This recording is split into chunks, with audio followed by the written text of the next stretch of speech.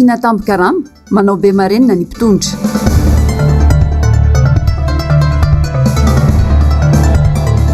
Fanavotana ny firenena ny fandraisana andraikitry ny tsirairay ihany no afaka novan'ny Madagasikara. Volamena sy arena very eto Madagasikara anjakan'ny mafia ao anaty fitondrana. Alarbi enina jolay 2024 faltafaraka amin'ny andreto kilasy tongoavy atao anatin'ny fampalalam-baovao ny fahitalavitry ny NBS manasanao ampanajana tsy saraka aminay hatramin'ny farany. Pejiny raharam-pirenena avy hatrandry avariana mamono afo ny mpitondra manoloana ny fitakiana etsiaroa kanefa ny fandraisana andraikitra tsy tataratra ho ny fanehoan-kevitry ny olom-pirenena. Zo fototra nefa ny fitakiana tahaka izao ka tsy tokony tsontsiniavina fanadihadiana eo amin'ny rindran-tsary ny Taiziniana. Tsy hemitra ary nanamafy ny fitokonana ireo mpampianatra mpitsara fanadinana BEPC etsy amin'ny LMA Peflo amin'izao fotoana izao. Nandiso ny filazan'ny minisitra tompon'andraikitra izay milaza fa fanakorontanana no ataon'izy ireo. Nambarany fa ny fanabeazana mihitsy no atao tsinotsinona manoloana ny tsy firarahina ny mpampianatra toy izao. 2021 zany mbola tsy azo. Marina fa vola kely ihany le satria 81 000 zany ireo taona zay tsy azo. Dia efa mbola nangataka azy zay fampiresahana maro dia maro tamin'ny zareo nefa dia fitaka be vava no nataon'ny zareo satria solitena ministra anankitelo ny tonga draine tonga teo ny siskotana bille tonga teo daholo zareo dia efa bitao le vola izy efa preo le vola nefa nindray no napaka kelikely le riva nindray dia miteny ndray zareo reto ndray ny taratasy saosina sony nefa ankoatran'izay zany manko ny fandrahonana zany eo le hoe ny mareo fantatray daholo ny mareo tsy lavitra koa ny intérieur atao kaikyato zany hoe ao zany ny fampitahorana zany apetraka an'reto mpampianatra reto zay mana be andreo ankizy ireo marina fa mety sera Madagasikara zay no mijoro ohatr'izao fa izay kosa toko dia mijoro zay satria tsy ho lasa olombalona amin'ny firenena raha ohatra ka tsy mijoro ny mpampianatra satria zavatra fampanantenana pôkaty zany izy dia mifanetsy olatra amin'ny toe-tsainy malagasy le zavatra mitranga. Etsakilany tsy mbola nahita-mbaolana ary ao anatin'ny fitokonana mandrakandroany ireo mpiasa eo anivon'ny ministeran'ny raharaham-bahiny. Tsy misy ambadika politika ary tsy manan-kirotana izy ireo ao anatin'izao fitakiana izao. Ny fanaovan'ny fanjakana be marenina minitsy mamala ny fangatahana ny tokony isitrahany tampikarama no mampiato tanteraka ny asa. Tsy verina amin'ny laoniny zany raha tsy mivaly ny fitakiana hoy izy ireo. Tanteraka ny ministeran'ny raharaham-bahiny tsy fanankorotanana tompoko raha mitaky ny zonay izahay. Tsy misy resaka ambadika politika ihany koa. Efa angamba efa nazava hatramin'ny communiqué anankiroa izay ny sisy nataonay fa fampiarana ny lalàna mazava no tetavinay eto ministeran'ny raharaham-bahiny. Ny tiako lesana amin'izay zavatra efa nivoaka tamin'ny loi de finance initiale 2022 ao ihany koa ny LFR izay tsy nasipantiana mbola ao tsara le izy dia rariny sy hitsiny izahay ato amin'ny MAE raha mitaky ny zonay satria aminay efa azo le zo fa fampiarana azy sisa. Satrinay dia satrinay iverinay asa tompoko fa pak zay io aloha dia io ny service minimum apetrakay dia zay aloha tsy miemitra amin'ny fitakiana izahay. Manoloana izany dia naneho ny heviny ireo olom-pirenena mikasika ny fitakiana izay manao toy vakana nandritra ity fitondrana ity. Ireo amin'ny fitondrana fohy be mihitsy no mila mitady vahaolana matotra ahafahana miala amin'ny fitakiana toy izao. Hatreto anefa dia tsy mbola hita taratra izany fandraisana andraikitra izany. Tokony samy andray ny andraiky ny tandrify azy ny ministera tsirairay dia fahitako azy mety hatrany amin'ny fanjakana fohy be mihitsy mety manana problème amin'ny resaka arabola. Vahaolana zany tokony ametraka tokony hanazava amin'ny rehetrarehetra zany ny any amin'ny lohany hoe inona ny tena olana fa lasa mizaka ny tserany aina ny noho ny tsy fandraisana karama ny mpiasa madinika sy ny ambara tonga aty amin'ny ambany. Raha mandeha zao grefy dia lasa mihena zany ny asa, lasa misy fahatarana ny asa rehetrarehetra. Zay no dia lasa misy fiantraikany be da be amin'ny asa mpanjakana nefa zay. Satria matory eo tonga amin'izao dingan'izao ny fitokonana dia misy antony mazava le izy fa zany hoe matetika moa zany fanjakana tsy manaiky ny fahadisoana sy tsy manaiky ny hoe misy zavatra tsy mety eo fa rehefa misy ny ohatr' zao dia na mandeha ny fanambatambazana ara-bola sy ny anona ho an'ny filohan'ny sendika vienikeno zay na mandeha konkoa ny lacrymogène sy mifaneriterena samy hafa. Misy fiantraikany aloha rehefa fitokonana ny misy fiantraikany foana aiza moa tsisy fiantraikany fa surtout rapporta clé indrindrandrindra tena mahankina amin'ny fiainam-bahoaka tsy maintsy misy fiantraikany ka zay ministera voakasika zay ministra voakasika na ny tompona andraikitra ambony voakasika amin'ilay ministera zany dia efa tompona andraikitra amin'izay zavatra izay izy hoe inona ny olana inona ny lesoka ny eo koa ny syndicat an'ilay mpiasa tokony samy zany samy tompony raha andraikitra daholo zany hoe inona tsy hoe marimaritra iraisana nambany fa ny tena zavatra tena hoe hevitra iombonana zany amin'ny fitadiavana an'ilay vahaolana. Tsy vao izao na inona fitakiana tahaka izao fa efa matetika mihitsy tato anatin'ity fitondrana ity. Lazaina fa manakirotana ireo mitaky ny zony sy ny tampoka sasarany rehefa maneho ny heviny. Tsy misy fandraisana andraikitra fa mamono afo ny mpitondra ary milaza fa mamaha olana saingy tsy hita izany hatramin'izao. Fa mitaky ny anatsarana ny sehatry ny fitrandrana vatosoa any amin'ny faritra atsimo andrefana ny solotena ny fiarahamonim-pirenena ny vondrom-bahoaka hitsinjaram-pahefana ary ny solotena ny mpitrandraka ny antoerana takin'izy ireo ihany koa ny anokafana ny fahazon-dalana hitrandraka na ny PRE ho an'ny teratany malagasy sy ny tsy tokony hivarotan-jandry amin'ny vahiny. Nanao ny fanadihadiana onja lalaina Ranaivo Manana eo amin'ny sariny Andry Rakotomalala. Namoaka fanambarana mitaky ny anatsarana ny sehatry ny fitrandrana vatosoa ny solotena ny fiarahamonim-pirenena ny vondrom-bahoaka hitsinjaram-pahefana ary ny solotena mpitrandraka any amin'ny faritra atsimo andrefana. Voarakitra ao anatin'ity fanambarana ity fa mirongatra ny fitrandrana tsy ara-dalàna any amin'ny distrika ny Sakarasy ny faritra Oiorombe tato anatin'ny taona maromaro izay. Fa tiantoka goavana ho an'ny faritra sy ny komina ny teraka izay fitrandrana tsy ara-dalàna izay raha ny fanambarana trany. Misongadina amin'izany ny fahatiantoka ara-toekarena, ara-tontolo iainana ary koa ny ara-tsosialy. Tsy ampy ny fampahafantarana ny lalàna amin'ny fitrandrana harena-kibon'ny tany madinika sy ny adidy endrasana amin'ny mpitrandraka ary ny tompona ndraiky mpahefana eny fotony antony mampirongatra ny fitrandrana tsy ara-dalàna. Olana ihany koa ny tsy fisian'ny tompona ndraiky mpanjakana misahana ny fitrandrana harena-kibon'ny tany eny fotony izay sehatra tsy hanana ny komina fahefana. Tsy voara-maso intsony ny vato miditra sy mivoaka any amin'ny faritra atsimo andrefana iny indrindra fa ny any amin'ireo toeram-pivarotana vato.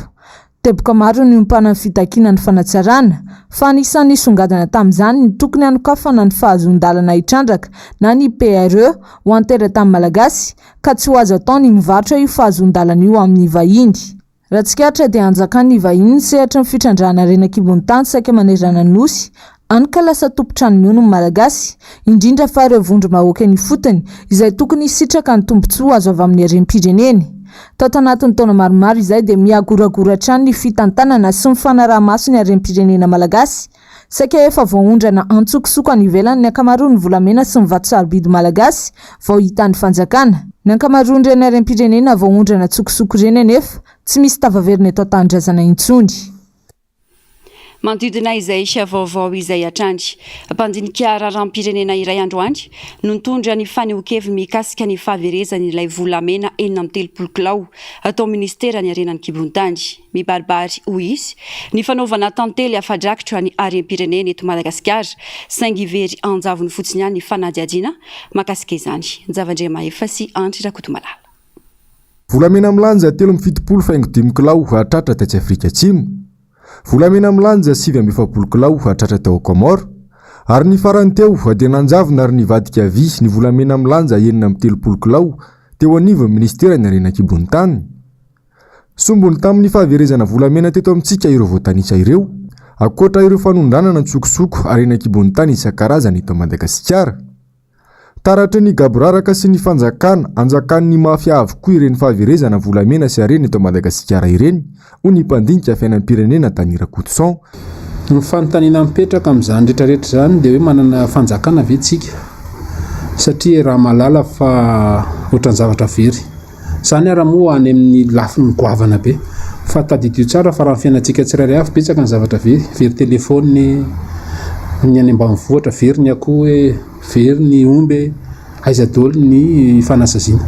Fanontaniana mipetraka zany misy fanjakana marina ve eto amin'ity firenena ity satria azo atao hoe anti-économique moa zany tonga dia terme direct tena vahiny zay hoe anti-économique daholo zany zavatra rehetrarehetra zany tsisy fahatokisana azo apetraka mihitsy zany amin'ny fitondram-panjakana satria hoe ianao raha fitondram-panjakana tsy mahavita miaro ny volamena le harem-pirenena misy ao amin'ny any aminy. Be da be ireo bois de rose hitantsika hoe tonga tamin'ny toerana anankiray dia nanjavona fotsiny. Be da be ireo volamena tsy voavoaloha ange zavatra ohatran'io hoe zany mampiseho foana hoe firenena mbola tsy mipetraka mafirenena souverain tsika fa be da be loatra ny resaka mafia moa zany ny resaka trafika ary azagagytsika raha mbola isan'ny firenena faran'izay mantra foana. Mijanona eo amin'ny filazana fa efa misokatra trano ny fanadihadiana mikasika ireny raharaha ireny ho ihany ny fanazavany.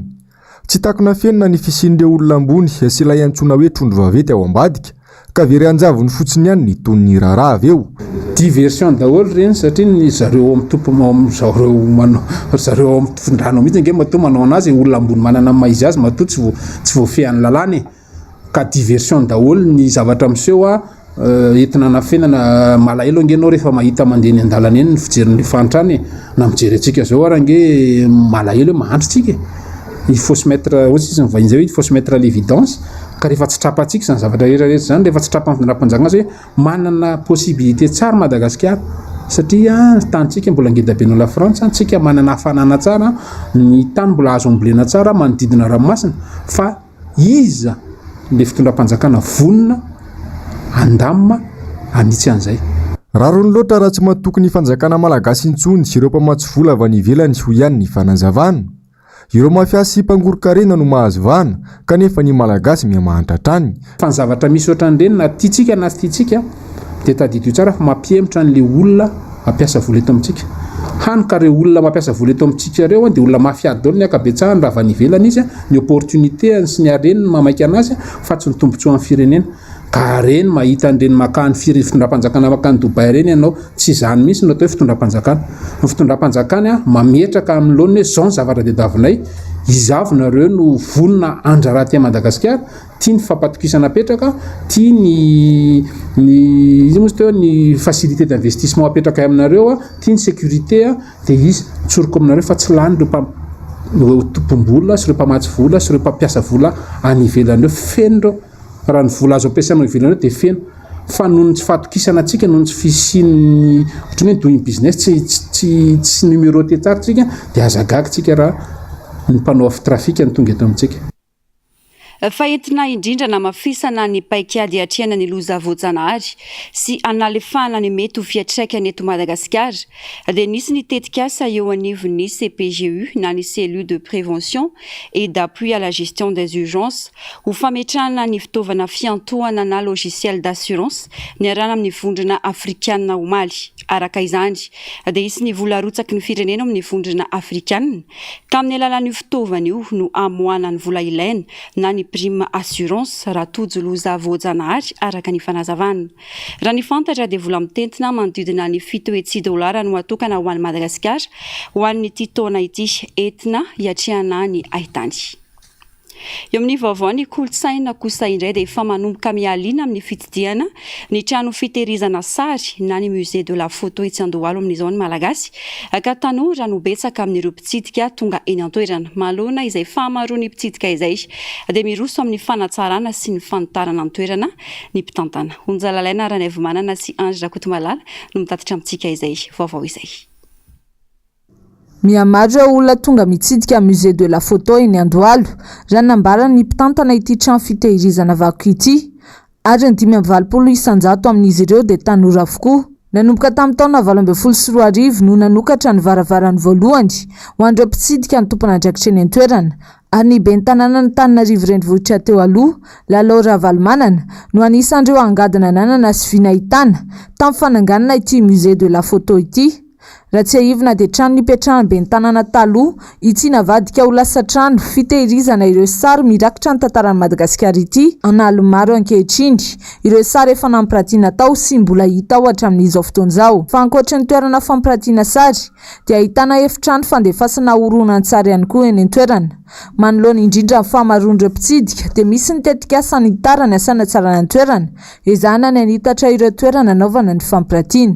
Mahafinaritra aloha fa betsaka amin'ny mpitsidika dia tsy mitsambitombo fa tsy midika koa hoe tsy ampy ny toerana fa io toerana io dia isan'ny toerana izay ampiasaina ihany koa dia ao anatin'ny vinanay fampitomboana ny toerana rehetra izay azonay ampiasaina amin'ity toerana ity ho fampianarana ny tantara Madagasikara amin'ny alalan'ny rakitsary tranainy dia vakoka ara-tsara zany. Ny sary rehetra dia tantara avokoa ary ny sary asehonay dia sary mamaly loha hevitra ara-tantara. Tsy hoe sary mandeha ho azy zany ilay izy dia araka ny tenin'ny mpiara-miasa teo koa hoe ohatra n'ilay mitrangy eo ambany eo zao tsy hoe misy sary dia apotra daholo fa misy loha hevitra dia satria ity toeram-panabeazana ara-tantara dia misy asa atao zany ao anatin'izay. Mba ahafahana mitahiry tsara ireo sary ampirantiana dia efa manomboka miroso tsikelikely amin'ny fanaovana digitalisation tompona andraikitra eny amin'ny musée de la photo. Any amin'ny volana oktobra ny vinavinaina anaovana ny fampirantiana voalohany an'ireo sary natao digitalisation. Nisy moa androany ny fifanaovan-tsony mpiara-miasa teo amin'ity trano fitehirizana sary vakoka ity sy ny orinasa tsy miankina iray. Fiara-miasa izay miompana bebe kokoa amin'ny fitehirizana ireo sary mirakitra ny tantaran'i Madagasikara. Vaovao ny fampianarana kosa indray sy tanteraka omaly talata ny conférence des présidents des universités voalohany teny fiadanana no nanovan'izany ka niarahana tamin'ireo filohan'ny université vaovao manerana ny nosy sy ireo tale général ny IST ary ireo lehibe ny sampampampianarana samihafa. Aloha hevitra ady miaraka izany no nodiniana ka manodidina ny tontolo ny fampianarana ambony avokoa. Toy ny fampandrosoana ny asa fampianarana ho an'ny taona 2024 2025 ny fipitoana farany amarana ny taom-pianarana ny lanonana fametrahana ireo filohan'ny université amin'ny fomba ofisialy ny fidirana amin'ny taom-pianarana 2024 2025 ary ny farany dia ny lalàna mahakasika ny fizakantena ny université izay andrasany amin'ny nisy fivoriana ara-potoana manaraka atao nisy parlementaire. Eo amin'ny maresaka avy any ivelany kosa indray hiaran'ny firehetanala mifanesy ao Eropa amin'izao fotoana izao. Manano sarotra ny fifehezana ny afo noho ny hafanana sy ny ahitany misy ankehitriny. Afitra Sondrabe Mano Randriamala. Hatramin'ny alatsinainy teo dia firehetana 350 no hita tao Porto Germano ao atsimon'ny Athènes ao Grèce. Mihetsika avokoa ireo fiaramanidiny tafika ao an-toerana manampy ny mpamonjy voana amin'ny fifehezana ny afo izay saika mandravarava ny ala noho ny fisiany tsy hodrivotra mahery dia mahery ka manafaingana ny fitaran'ny afo. Tsy maraka ihany koa ny rano noho izany ka ny ranomasina eo akaiky no ampiasaina ao anatin'izao fahamaizana izao. Isan'ny voakitika amin'izany ny toeram-pambolena izay mahatratra amin'ny 300 hektara ny ravan'ny afo. Toy izany ihany koa ny tranga ao Espagne ao amin'ny faritanin'ny Valence. Mpamonjy voana 500 no miara-misalaha amin'ny famonoana ny afo hatramin'ny omaly. Firetana izay nitrangany alahady teo ka manao ny ainy tsy ho zavatra mihitsy ireo mpamonjy voana hifehezana amin'ny tsy fihitaran'ny afo. Nisy ihany ny rotsakorana malefaka ny folakandro tany an-toerana ka nanampy tamin'ny famonoana ny afo. Vokany dia 310 hektara ny ravan'ny afo nandritra izay 3 andro izay. Raha ho an'ny Italia dia maina tanteraka ireo renirano ao an-toerana toy ity renirano iray lehibe ity izay fasika toy izao sisa no hita. Mivaivay araka izany ireo tantsaha satria dia tsy misy mihitsy ny rano entina nirahana ny fambolena. Tafiakatra hatramin'ny 700 isanjato ny fambolena manodidina ity renirano ity no simba tanteraka efa ho 3 herinandro izay. Antony mahatonga izao izay tsy azo tsonitsoniavina ho ny manam-pahaizana dia ny haitany sy ny hafanana izay saika hita manerana ny Eoropa amin'izao fotoana izao ka mahatonga ny firetana mora foana ary mampanano sarotra ny fifehezana izany.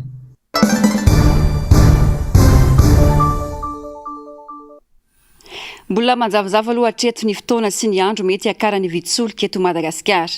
Tsy azo idivirana nefa ny fiakarany atsoatsy saingy anjara ny mpitondra fanjakana no mijery izay marimaritra iraisana amin'ireo mpandraraha ara-tsolika hisorohana ny mety ho fipoahana ara-tsosialy. Nanao fanadihadiana momba izay indrindra ny zavandray mahefa sy Andry Rakotomalala.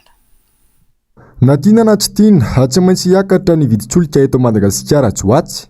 Betsaka kokoa ny tinady mihoatra ny tolotra eo amin'ny tsena iraisam pirenena. Manampitrotraka ny fiantraikan'ny ady eo amin'ny Ukraine sy Rosia.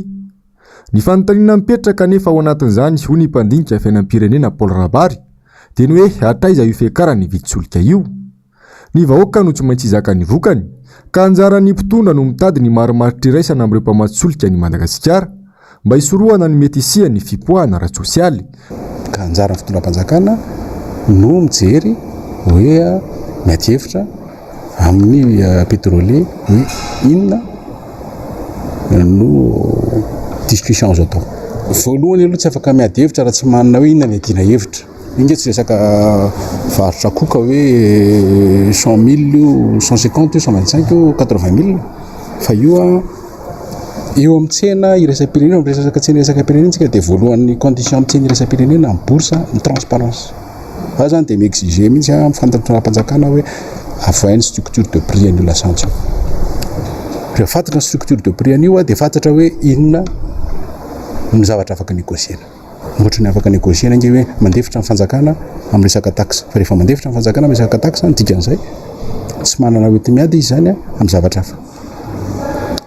Fa tokony mandefitra koa ny olona amin'ny tombony raisiny pétrolier zany na ny transport zany na zavatra maro samihafa. Raha ny feom-paritaka tato ato dia hiakatra hatramin'ny 9,000 hatramin'ny 7,000 ariary ny viditsolika eto Madagasikara. Faritra sasany eto amintsika no efa nahitana io fiakarana io, toy ny any Ampanihy izay efa mahatratra ny amin'ny 2 ariary ny litatra amin'ny lasantsy raha ny loharambavao. Ny azo ambara dia tsy maintsy hizaka ny voka-dratsy ateraky izany avokoa ny malagasy rehetra ato. Fitondrana nitondra fiovana teto Madagasikara ny filoha Marc Ravalomanana ary tsy nampanantena tsy misy ny malagasy izay nomena tosika amin'ny lafiny rehetra saingy tsy nisy toy izany vao nanomboka ny teteza mita. Tsy nisy navita ny vitany indrindra hatramin'ny taona 2024 nitondrany hoy ny solombavam-bahoaka Alain Ratsimbazafi. Nanao ny fanadihadiana Ravirazafi Maheny eo amin'ny sariny Taiziniana. Ampahatra ny mpitondra amin'ny fomba rehetra ny malagasy mba tsy hafa-mihetsika na amin'inona na amin'inona. Ireo mitaky ny zony lazaina fa mpanakorotana na tapenam-bava raha honana higadra. Misy ireo mahasamy tompon-teny fantatra nefa fa manao izao fitondrana izao toy ireo solombavam-bahoaka akaiky ny filoha 13 taona izao hatramin'ny atombohan'ny teteza mita fa mpanantenana foana nisy teto tsy hita hoe makaiza maro ny Madagasikara na ny malagasy aza.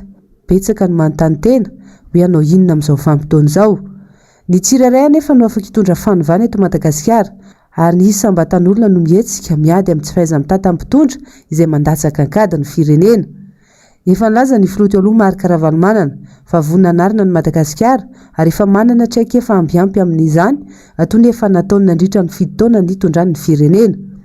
Mino fa samy resy lahatra tsika ary matoa ireo antoko politika maro be izay nifanotrona tamin'iny asa-bosy teo iny dia samy nahatsapa fa tena mila fanovana eto amin'ny tany sy ny firenena.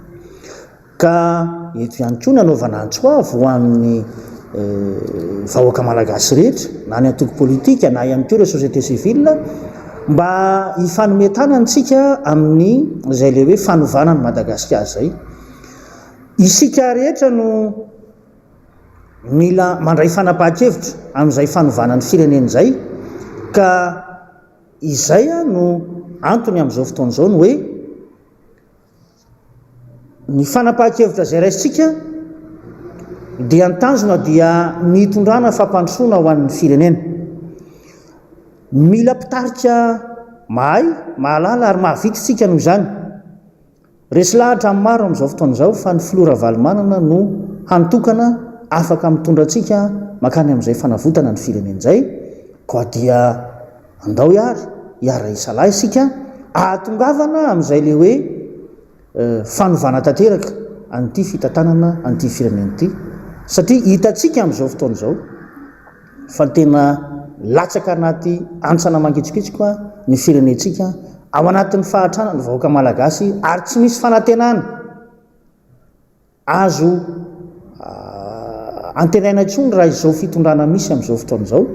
Tsy nipetraka ary nikatsaka fatratra ny hitondra fampandrosoana ho an'ny firenena ny filoha Ravalomanana Atsikizendrazendra hoy izy raha mbola marobe ireo malagasy maniry ny hiverenany amin'ny fitondrana satria mangetaheta fiovy ampiainana tsaratsara kokoa lavitra noho ny amin'izao. Izany hoe miasa mahavita manangona tahiry arabola tsy mitaintana amin'ny resaka tsy fandriampahalemana ary indrindra tsy atao mitondra fitaovana sy ny maro hafa. Vahaolana voalohany roso ny fikonan-dom-pirenena. Filoha Ravalomanana raha teo amin'ny fitantanana ny firenena dia nitondra avo dia avo an'izany hoe fandrosoana ny firenena izany. Hitantsika izany tsy eto Madagasikara ihany fa na ireo iraisam-pirenenana dia nametraka fanamarihana mahakasika ny hoe ny fahaiza-mitantana ny firenena tamin'ny fotoan'andro ary nametraka mihitsy an'ilay antsointsika hoe fandrosoana teny fotony. Ny vahoaka malagasy dia nanana ny antsointsika hoe sakafo hohanina ary afaka nanao fivelomana na teo amin'ny lafiny fambolena zany na fiompiana na ihany koa ny sehatra fiariana hafa dia nivelatra. Hitantsika ny tahan'ny fandrosoana tamin'izany fotoana izany fa nahatratratra ny amin'ny 700 mahery ny taux de croissance économique teto Madagasikara fon'ny président Ravalomanana ny tantana ny tany sy ny firenena. Raha izany no ilazana fa namita-bahoaka ny filoha Ravalomanana dia marioko etona angamba fa diso ny fomba fijeriny zany olo izany. Manoloana ny nipetrahany zao fitondrany zao anie eo amin'ny toerany dia tamin'ny alalan'ny alabato. Apatsahiviko eto fa nisany ny fampidirana fitaovam-piadiana tsokosoko teto Madagasikara ny alohan'ny voka-pifidianana filoham-pirenena. Midika zany fa misy zavatra efa nomanina mialohan'ny atrehana an'izany fifidianana filoham-pirenena izany ka anjarantsika vahoaka no tsara. Ampizay ny fahoriana iainan'ny vahoaka malagasy tsy sahazany rehetra intsony zava-misy ankehitriny izay miaina anaty fahampitehana tanteraka vokatry ny tsy fahaiza-mitantana ny mpitondra. Manana vahaolana ho ny filoha Marc Ravalomanana izay mitaky ny firaisan-kina sy ny fandraisana andraikitry ny rehetra anatrarana ny tanjon'ny fanadihadiana eo amin'ny sariny Toky Ramarola. Mibaribary toy ny vaiakandrina ny fahoriana iainan'ny malagasy ankehitriny noho ny afitsoko ny mpitondra fanjakana izay tsy manana viana mpampandrosoana matotra sy mahomby. Tsy mahay miaino ny fitarainan'ny vahoaka entiny ary tsy mety miaiky ny tsy fahombiazany ka manilika ny rihatra any amin'ny mpanohitra. Ny raram-pirenena tsy mandeha, tsy lazainy intsony fa nitsakitsan-dalàna sy ny fanampenam-bava ny olona ilazany marina sy ny tsy mety rehetra. Tsy misy fanajana ny zoma olona toy ny fanitsakitsahana ny lalam-panorenana ataon'ny mpitondra sy ireo manodidina azy. Namelombelona indray ny fanantenana tao anatin'ny rehetra izay faharotiky ny fiainana ny fijoroan'ny filoha Marc Ravalomanana anampy ary anao ny fomba rehetra analana ny vahoaka anaty fahasahiranana. Maro ny zava-bita tamin'ny fotoam-pitondrany ary mbola lovain'ny taranaka aty aoriana. Atao indray ny fomba rehetra ahafahan'ny malagasy miaina ankalalahany miala anaty fahantrana hoy ny nambarany. Eto amintsika atao daholo izay fomba nampenam-bava rehetra arahana ny olona jerena daholo izay fiatsiny andefasana olona maneka tsy aty fitenenana izany tany anaty bus. Mangira fa izy amin'ny resaka izany aty efa misy olona daholo etsy ero mivorontsika leva daholo eo karazana olona rehetra mitsikilo efa milaza zay fa hijoro ary teny hijoro ka na izy anizy namatsika tsy maintsy arovana hatramin'ny farany izy anizy. Eny fa na tsy namatsika ary izy hatramin'izay maha-olombelona ny olombelona mety sorafaka fa mba hajao ny asany maha-olona ny olona. Fa lazaiko fa fandalovana neto ary fitondrana io tsy janonle mandrakizay nareo fantatraina reo fa manomana ny hoavy dia afaka mitsoka fa tandremo tsara le rehetra toerana zany keo ataontsika aza mieritreritra nareo malagasy aza manaritoky anareo ry malagasy fa hijanona zao fahoriana zao hoavy ny fotoana anana daholo indray malagasy rehetra isakafo tsara daholo indray malagasy tsisy manilika andraikitra zany eo raha 7 taona na 8 taona raha bendrina nanaovantsika andreo asa rehetrarehetra eo vitatsika ka hoanany tsy avitantsika indray manalaka fa marina le teny kabatra hoe potehina mihitsy tena potehina tsy nyravana tsy fa tena potipotehina daholo. Ty tenenareo hoe aza manary toko mihitsy never give up zay ny teny amin'ny teny anglisy never give up. Tsy hiembotra na inona sakana na inona endrika raha matahora ataon'ny mpitondra hoy ny filoha Marc Ravalomanana. iray ny tanjona dia ny akana ny fitondrany mila fahasahiana sy fijoroana ny fanavota amin'ny pirenena laha ny andro nareo manenjika anahy eto na manenjika anay eto laha ny andro tsy tsahatra mihitsy ary tsy hijanona mihitsy ary efa nilaza koa izahay fa manana zo tena zo araka voalazana lam-panorenana sy ny loi universel mihitsy ny olona afaka mivezivezy tsy reo tsara ny antafo reny reo misy etsika kely dia afaka mandeha manao filarana eny atreny izy ny an'ity vao miesy ny roapongeda be ny lalina mba tsy adalana ten'izay ny zava-misy izy mba ajereo ny zavatra mitrangy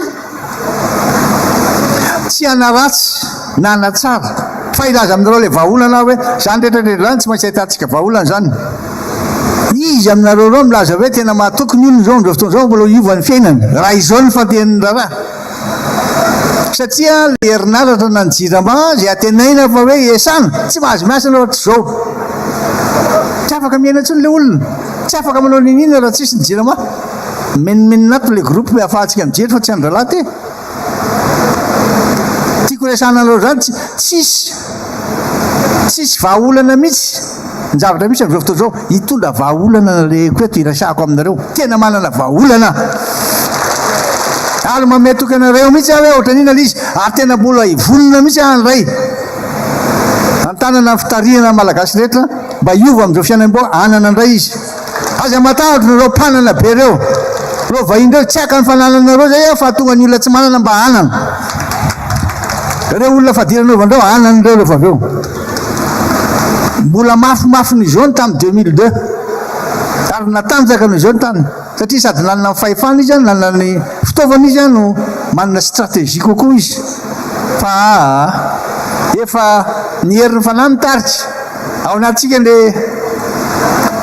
fanahy matanjaka fa tsy osa lasitsika tsory am'izay amin'izay dia manarana reo zara resahana fa tsy asakana ny etsika ny vahoaka mihitsy akory nininona fietsika ataon'ireo fa mira fahavononana mila fahasahiana kion-dalana lehibe ialana amin'izao zava-misy izao ny fisian'ny fifidianana madio sy mangarahara ary ekeny rehetra ary tokony aloava ny fikoanandom-pirenena izany fa tsy maintsy ataontsika mihitsy azy sy ny solidarité mba tanteraka an'eo le fikoanandom-pirenena le concertation nationale io inona mahatonga an'io reo mpanao politika rehetra reo dia manana ny heviny tsy mitovy ary le hevitra nefa tsy ratsy fa samy manana ampo tiana voatra ny Madagasikara ka tokony ataontsika mihitsy le izy na isika zao fotsiny ary aloha anomboka an'izy dia ho ataontsika le izy tady toerana malalaka dia atombotsika aloha concertation antsika zay mamaly any zay tsy tonga fa ataontsika dia lazaintsika reo satria raha ohatra ka tena nanazava an'izay zavatra zay inona moa mamay anareo an'ity concertation mamay an'io concertation nationale io dia zao ianareo firenena-dehibe nilaza hoe zay tsy hanampy firenena zay tsy manaraka tsara ny démocratie sy ny tanytandalana eto aminay ahoana nisy izany fifidianana malalaka sy ankatoavin'ny be sy ny maro zany ary eken'ny rehetra crédible tsara le fifidianana raha tsy le olona mikarakara sy mikirakiran'le fifidianana aloha no fantatra tsara fa olona tsy momba anatsy na nero amin'izao fotoana zao nefa dia hita hoe mpiavina dolo izy menakavy zay tenen'ny evariny tsisy valaka ny zahatra ny tranga tamin'ny fahatelo amby roapolo ny volana jona teo tamin'ny fandaninan'ny loi des finances teneny fotsiny eo tsika noho izany tsy maintsy miady tsika tsy maintsy satsika tonga avy ngenareo ry asy vemony ianareo koa ry iresaka an'io tsika tsy maintsy ataontsika izay vitan'io tsy mangataka an'izy anizy tsika ary tsy miandry an'izy anizy fa tonga dia vitaitsika ho resahantsika ny any teny resahana hoe rehefa tsy aneo zay manao tonga ho azy eo tsy maintsy ataontsika concertation satria te hien'ny feon'ny mpanao politika hafa te hien'ny feon'ny société civile rehefa mompireneny reny inona ny zavatra teneninareo mba hijery ny transparence international raha ohatra ka tena mba mahay an'ilay izy dia mitondra ny traikefa miresaka any atsika dia efa izay tsy maintsy ataontsika mihitsy zay atanteraka azy aloha ditandrarao io hoy aminareo hoe tampamaranana dia tsy maintsy maneho fisaona sy fakatritrahana ny antso zay natao taminareo dia etonay zany manao antso tsy maintsy miara-miezaka sika menakavy atateraka nio concertation nationale io. Mila tonga saina ny malagasy ka hiaka-lesona amin'izay nitranga. Fitondrana tsy matotra, mampandriandrisa fotsiny, ka faravana-trano no hita ataon'izao fitondrana izao. Vomaika aza nampivarina ankady ny fiainam-bahoaka ny velorano izay no hira irain'ny mpitondra. Mila ny firaisan-kina sy ny fandraisana andraikitry ny ompirenena rehetra no ahafahana manarina sy tsy hitara ny favoazana mianjady amin'ny malagasy satria ny tonga miaraka ny fahomboana any miasa miaraka ny fahombiazana hoy ny Filomarika Ravalomanana. Nitondra fanazavana mikasika ny vitsolika eto Madagasikara androany ny fandarana miara-manonja. Ny tsara ho fantatra mikasika ny mety ho fiakaran'ny vitsolika, ny tro sababe ny fanjakana. Nitondra fanazavana mikasika ny kolikoly, misy eny anivon'ny rafi-panjakana ihany koa ny fandarana androany. Jessica Miray sy Toky Ramarona. Raha nolazaina tato ato fa tsy ho azo idivirana intsony ny fiakaran'ny vidin'ny solika eto Madagasikara. Maro no laza fa mimpanohitra mihitsy no miantso izay fiakarana izay. Nitondra fanazavana mikasika izay vidin'ny solika eto Madagasikara izay ary androany ny miara-manonja. Inona no tsara ho fantatra? Na ninona no tsy niatra teto amintsika ny fiovaovan'ny vidin'ny solika na ny totongana aza ny vidiny maneran-tany.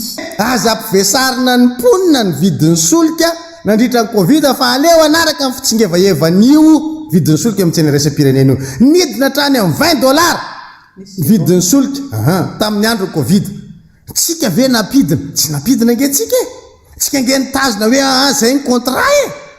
Dia miteny izy ny Comore sy napiakatra mihitsy izy fa amin'izao 2022 izy mapiakatra 44%. Inona zavatra tenenitsika nandritra firy andro tsika zay ny teny hoe manakaikaiky 50% fampiakarana ataontsika satria jereo tsara Comore zany tsy napiakatra mihitsy dia rehefa mapiakatra mavesatra le izy triny satria indray mandeha anao mapiakatra any manodidina 50% le augmentation Comore 44%. Nécessaire mihoatra lavitra an'izay. Rehefa atao zany le vidiny ozy izy zany ao manazava free on board ny fob zany ny prix fob tonga ny Tomasina zany le solika dia ambony noho ny varotatsika any amin'ny mpanjinjara ny vidiny solika amin'izy tonga eo amin'ilay prix fob. Mbola tsy afaka ratsaka izy amin'izany mahitsika izy 4041 ariary. Tsika nefa mivarotra 3400 gasoil moa anazy natao ny référence fa za refa manao référence atao essence fa tsy manina raisitsika le gasoil ny resahante hoe 4041 ariary tonga automasina ny solika. Mbola tsy tonga aty amintsika mbola isy transport zany mbola misy rehetrarehetra mbola misy pitsopitso maromaro fa ny etra aloha ny amin'ny fady ny aba sy ny etra rehetra mbola aloha ao anatin'izay mbola miakatra zany izy nefa tsika ozy mivarotra any ambany ny prix fob. Grave nge zany manamarina le zavatra teny antsika zany hoe vatra fatiantoka nge io solika miditsika io dia ozy itsika hoe ny pétrolier nge tsy te alalan'io na akarinao na tsy akary zay ke le fanazavana nentina teto voamaly zay sa afaka maly tsika mitondra ny metra andro na ho akarinareo io na tsy ho akarinareo dia ozy pétrolier alohaviny trosanay satria misy elanelany eo. Iny nge le olana ao anatin'izy alohantsika ny pétrolier ny azy azony rehefa aveo dia zay mahatonga an'le hoe tsy nandohan'ilay abatseranana ny pétrolier satria naniny ananany vola ny fanjakana malagasy. Iny le mivadika trosa any amin'ny pétrolier trosa ny fanjakana malagasy. Tsy nazavainy moa le izy teo ninitsy ny teny izy fa raha ohatra ka honnête le mpanazava teo dia miteny hoe io le elanelan'ny prix fob sy ny prix à la pompe io le trosa mpanjakana io. Namaky-pansilana ny kolokolo manjaka eny anivon'ny rafi-panjakana kosa androany nisy olom-bavam-bahoaka fetra raha lamozafim-bololona. Miompampana loatra hoy izy ny fitakiana vola ataony eny anivon'ny fokotany eto Antananarivo renivohitra amin'izao. Taratry ny tsy fahafezana fitondrana avokoa izany. Tena mahavaky vava commune urbaine Antananarivo ty resahako ity. Mahavaky vava ny vahoaka eto Antananarivo. Ny kitrano an-trano, ny masobe tsy mahita. Ny resaka fikambanan-jola tsy nitany amin'ny ramatony ny donita ny nosobe izay hoe antony nanenjena sy mivesatra nanenjena azy hoe fikambanan-jola fa fikambanan-jola iarahany rehetra manao ary anaovany ireo tompona ndraiky mpanjakana isatsokajy ny tandrify izany masobe tsy mahita manomboka any amin'ny ministry ny atitany. Ny homme préfet de police, ny homme préfecture, ny ao anivon'ny district, ny solombavam-bahoaka izay miaradi amin'ny fitondrana. Fa matoa mety asa anambatambazana n'le sefokotany ve nampiakarana nampiana roa ariary tao anaty elefera farany teo na lalàna mifeny tetibola sipantsina fa miteny aminareo a fa ny akamaroan'ny fokotany eto Antananarivo renivohitra tsy misy dikany amin'ny zalahy iny nisy namana akaiky dia andeha hitondra razana ho alevina ny fandriana dia nangataka zany hoe mba ho vizen'ny fokotany zany taratasy zany ohatriny nantakin'le filoalefitra ny fokotany 10 metsy ariary sady aviavy be izy amin'izany 10 metsy ariary nantakiny dia hoe fa ahoana zay fotsiny le droit ozy izy za mbola tsy nahita droit any amin'ny fokotany zany ka mihoatra ny ataoko hoe 10 alina ariary mbola tsy nisy zany. Akoatra ny resaka fiakaran'ny vidin'ny solika, ny resaka mikasika ny fitakiana sy ny fitokonana maro ihany koa ny miara-manonja androany. Teo ihany koa moa ny olona ny famatsiana jiro sy rano eto Madagasikara. Dia izay indray no masakazona tolotranao tamin'ity anio ity. Mankasitraka fiainanao tomboklasy tongavy nanaraka ny vaovao hatramin'ny farany fandarana Global News avy hatrany norainao toy ny mahazatra aorian'izao fampalalam-baovao izao. Aorian'izay kosa ny fandarana Sahy Lasy izao. Ny horonan-tsary mitondra ny lohateny hoe Kopshop kosa no atolotry ny fahitalavitry ny NBS-anao anio hoalin'ny sampana fampalalam-baovao mamy fotoananao ho amin'ny rampitso amin'ny ora mahazatra. Veloma tompoko.